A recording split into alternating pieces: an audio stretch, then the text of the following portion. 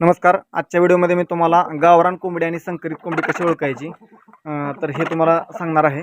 तर आपण बघू शकता माझी ह्या हातामधली जी कोंबडी आहे ही गावरान कोंबडी आहे.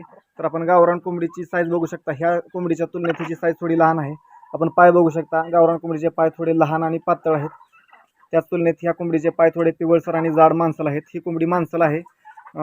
या कोंबडीचं वजन जे आहे ते जवळपास 1.5 ते पावणे 2 किलोपर्यंत आहे. आणि गावरान कोंबडीचं जे वजन आहे तर हे जवळपास पाऊण किलो ते 1 किलोपर्यंत या कोंबडीचं वजन आहे. आपण बघू शकता ही गावरान कोंबडी आवाज करत आहे कंटिन्यू. तर तशी ही कावेरी कोंबडी आहे. तर ही संकरित कोंबडी आवाज करत नाही. तर हा दोन्ही मधला फरक आहे. गावरान कोंबडी बघू शकता आपण कर कर कर कर असा आवाज करत आहे. साईज बघायला गेली तर साईज ही थोडी म्हणण्यापेक्षा निम्म्यानेच लहान आहे गावरान कोंबडी. तर अशा प्रकारे आपण गावरान कोंबडी आणि संकरित कोंबडी आपण ओळखू शकता.